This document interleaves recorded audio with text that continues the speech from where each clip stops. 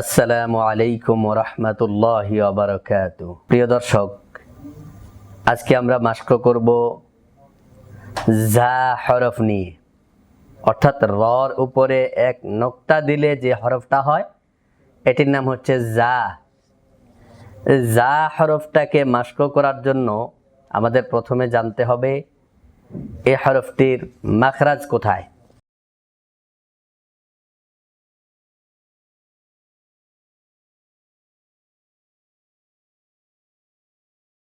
জা হরফের মাখরাজ হলো জিহ্বার আগা, সামনের নিচের দুই দাঁতের পেট ও আগার দিকে লাগাইয়া।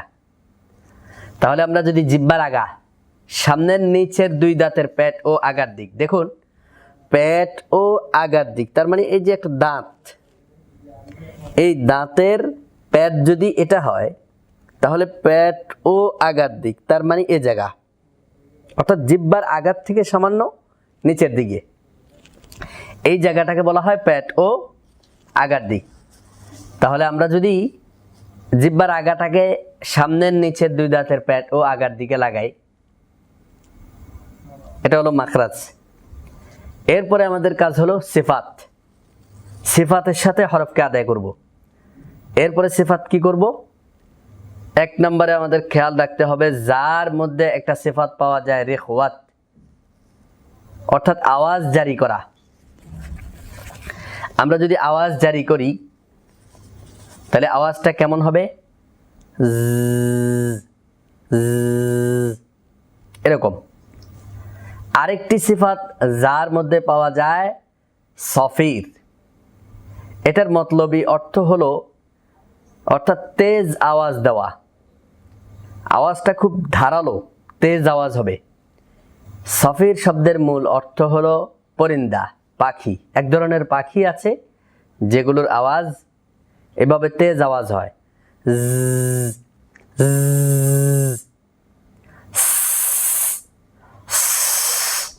এই জাতীয় আওয়াজ।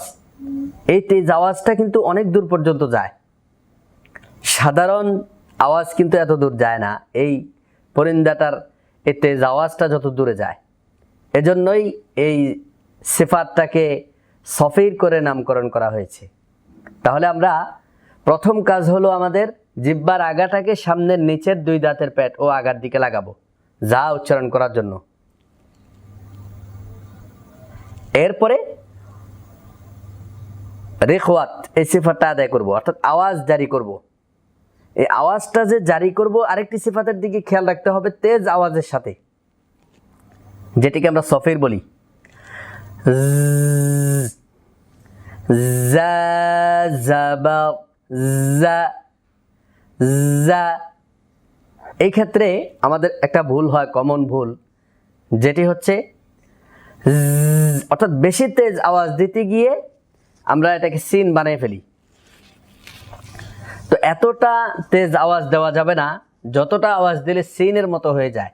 যেমন আমাদের মধ্যে অনেকে বলে আজ আজ আজ আজ ওয়াজা, গলত। আমাদেরকে আওয়াজ দিতে হবে যেন সিনের শ্বাসের আওয়াজ যেন না আসে বেশি তেজ আওয়াজ দিতে গিয়ে।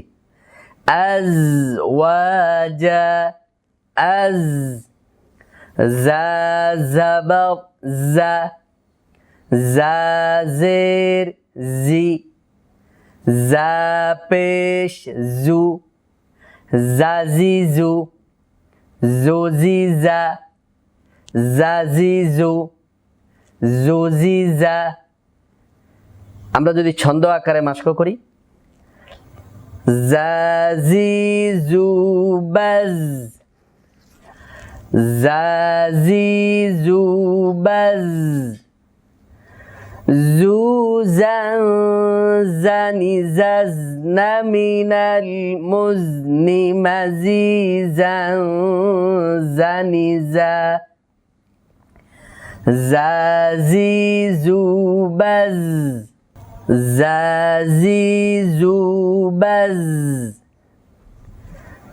জুজান জানি জাজনা মিনাল মুজনি মাজিজান জানিজা,